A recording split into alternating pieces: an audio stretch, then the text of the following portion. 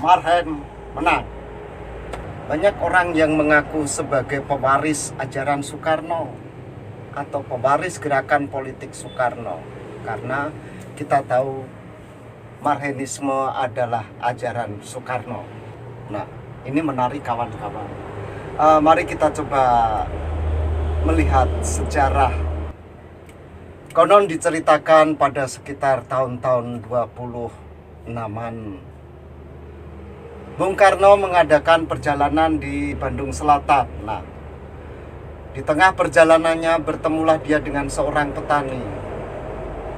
Tertarik dengan petani tersebut, Bung Karno menghampirinya dan bertanya, "Pak, tanah ini punya siapa?" "Tanah ini punya Abdi." Kemudian Cangkul juga punya Abdi.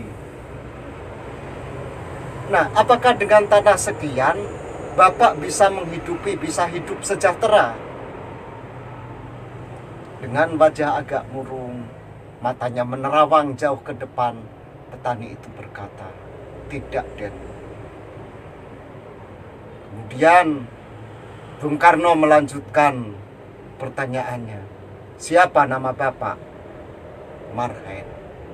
Nah, sejak itulah kawan, Pak Marhen ini menjadi inspirasi Bung Karno. Hidup dalam situasi penjajahan saat itu, lantas berpikir,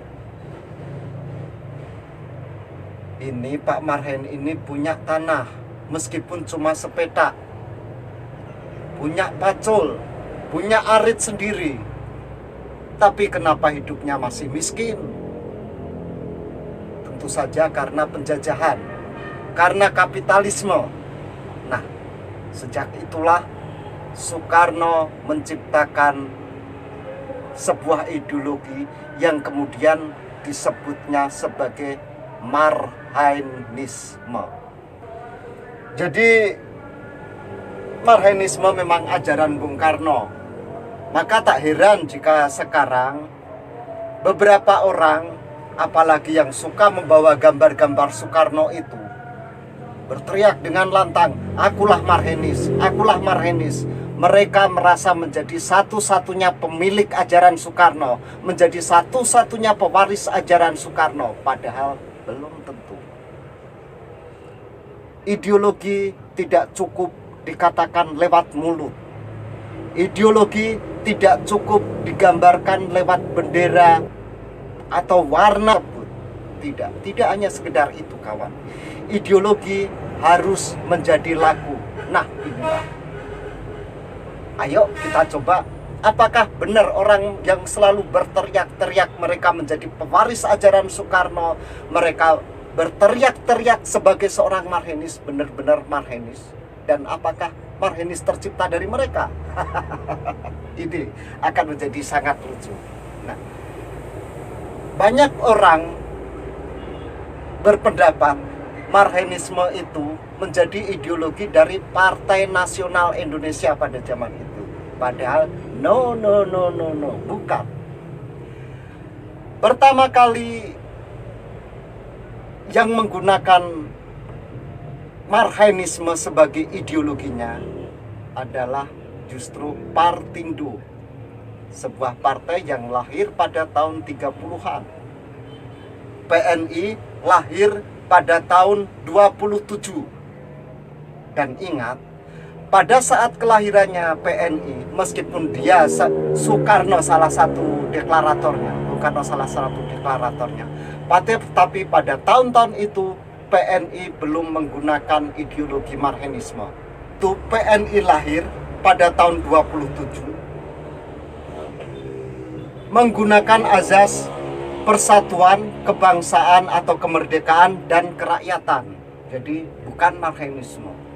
Marhenisme lahir justru pada saat Partindo. Jadi ceritanya pada sekitar tahun 29 atau berapa, PNI dibubarkan, semua pemimpinnya ditangkap termasuk Bung Karno. Bung Karno ditahan di penjara Banci, Bandung. Nah, Kemudian ketika dalam tahun tahanan itu, sekelompok orang membuat PNI baru di bawah kepemimpinan Hatta CS. PNI baru lebih bersifat kompromis. Kelompok-kelompok yang tidak non-kompromis istilahnya, mereka mendirikan apa yang kemudian disebut Partindo atau Partai Indonesia. Nah, Partai Indonesia ini kemudian dipimpin Soekarno sekeluar dari penjara. Dia lebih memilih ke Partindo. Nah, kenapa? Karena Partindo lebih bersikap radikal, progresif, revolusioner itu. Dan yang asik, pada tahun 33 setelah mengadakan konferensinya di Mataram, Partindo mengeluarkan 9 tesis tentang Marxisme dan juga menggunakan Marxisme sebagai azas partai. Jadi saat itu dalam konferensi di Mataram, mereka membuat 9 tesis tentang Marxisme, yaitu 1. Marxisme yaitu sosionasionalisme dan sosiodemokrasi. Kemudian yang kedua, Marxisme yaitu kaum proletar Indonesia, kaum tani Indonesia yang melarat, dan kaum melarat Indonesia yang lain-lain. Kemudian ketiga, Partindo memakai perkataan marhen dan tidak proletar. Oleh karena perkataan proletar sudah termaktub di dalam perkataan marhen. Nah, dan oleh karena perkataan proletar itu bisa juga diartikan bahwa kaum tani dan lain-lain kaum yang menderita tidak termaktub di dalamnya. 4. Karena Partindo berkeyakinan bahwa di dalam perjuangan kaum melarat Indonesia dan lain-lain itu yang harus menjadi elemen-elemennya atau bagian-bagiannya, maka Partindo memakai perkataan marhen itu. Kemudian kelima, di dalam perjuangan marhen itu, maka Partindo berkeyakinan bahwa kaum proletar mengambil bagian yang besar sekali. Saya ulangi, maka Partindo berkeyakinan bahwa kaum proletar mengambil bagian yang besar sekali. Kemudian keenam, Marxisme adalah azas yang menghendaki susunan masyarakat dan susunan negeri yang di dalam segala halnya menyelamatkan kaum marhen. Kemudian ketujuh, Marxisme adalah pula cara perjuangan untuk mencapai susunan masyarakat dan susunan negeri yang demikian itu, yang oleh karenanya harus satu cara perjuangan yang revolusioner. Harus satu cara perjuangan yang revolusioner. Nah, jadi Marxisme adalah cara perjuangan dan azas yang menghendaki hilangnya tiap-tiap kapitalisme dan imperialisme. Ingat, ini nomor 8. Saya ulangi. Jadi Marxisme adalah cara perjuangan dan azas yang menghendaki hilangnya tiap-tiap kapitalisme dan imperialisme. Kemudian ke-9, Marxis adalah tiap-tiap orang atau bangsa Indonesia yang menjalankan Marxisme. Jadi itulah tadi kawan, 9 pokok tesis tentang Marxisme oleh Partindo pada tahun 1933. Nah, ini yang menjadi dasar, ini yang menjadi fundamental dari Marxisme itu sendiri. Nah, kemudian bagaimana perkembangannya? Ayo, mari. Pada tahun 34, Partindo dibubarkan. Partai-partai yang progresif revolusioner dibubarkan oleh pemerintah kolonial. Kemudian pada tahun 46 mulai timbul berbagai partai lagi. PNI timbul lagi. Tapi PNI setelah tahun 45 atau PNI tahun 46 ini tanpa keterlibatan Soekarno. Partai Nasional Indonesia pada tahun 46 lahir karena beberapa organisasi-organisasi kecil termasuk Serindo, Serikat Rakyat Indonesia. Mereka kembali membentuk sebuah partai yang kemudian bernama Partai Nasional Indonesia. Sekali lagi tanpa keterlibatan Bung Karno. Partai ini memang menggunakan asas Marxisme, tapi dalam terjemahannya Marxisme di PNI tahun 46 itu hanyalah sosionasionalisme dan sosiodemokrasi. Pada tahun 58, dalam salah satu pidatonya, Soekarno mengecam para Marxis di dalam PNI. Nah, kenapa Soekarno mengecam? Karena Soekarno menganggap mereka hanyalah orang yang sok mengerti Marxisme. Sok mengerti, tapi tidak ngerti tentang Marxisme. Kecuali tadi dua hal. Marxisme itu apa? Sosionasionalisme, sosiodemokrasi. Sudah, hanya berhenti di situ. Saat itu Soekarno mengatakan, Marxisme yang benar adalah Marxisme yang diterapkan sesuai dengan situasi dan kondisi Indonesia. Nah, pada saat inilah mulai terjadi perpecahan, mulai terjadi fragmentasi di dalam Partai Nasional Indonesia. Nah, itu sempat menjadi ramai. Kemudian melihat situasi semacam itu, satu tokoh PNI, Asmara Hadi, dia menyatakan diri keluar dari Partai Nasional Indonesia. Dia kemudian membangun kembali Partindo, masih dengan ideologi yang sama, Marxisme. Marxisme seperti apa yang dikatakan Bung Karno.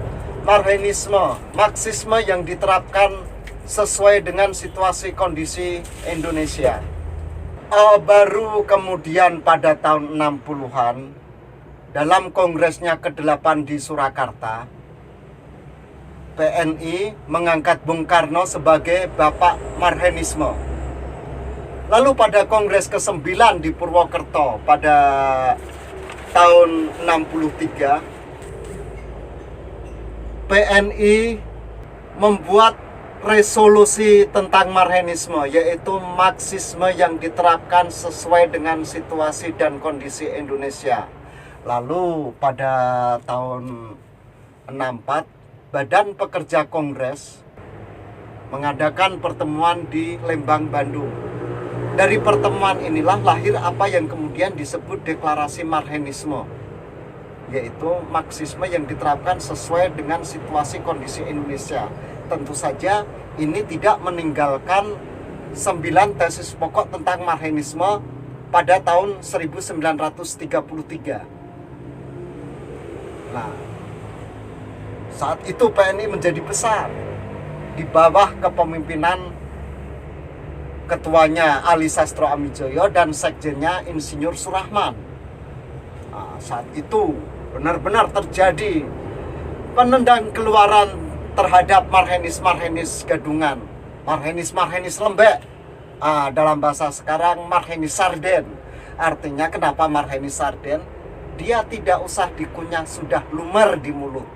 Itulah watak Marxis gadungan. Tapi kemudian situasi politik nasional berubah dengan terjadinya peristiwa G30S, Gerakan 30 September, yang itu secara frontal merubah segenap tatanan politik di Indonesia. Soekarno dihabisi. Juga bukan hanya Soekarno, tapi pengikut Soekarno, baik mereka yang ada di Partai Komunis maupun yang ada di Partai Nasional Indonesia. Tentu saja PNI Front Marhenis. PNI Front Marhenis yang lahir pada Kongres ke-9 di Purwokerto. Semua dihabisi. Lalu, nah ini kawan-kawan, pasca 65, pada tahun 66, Soeharto membuat sebuah drama, seolah-olah membuat Kongres Persatuan bagi Partai Nasional Indonesia. Tapi apa yang terjadi di situ? Disitulah terjadi penghabisan terhadap kaum radikal revolusioner Marhenis.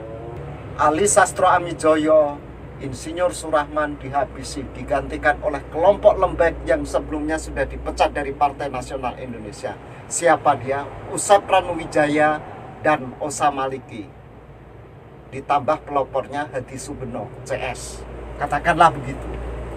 Nah, saat itulah Marhenisme hilang.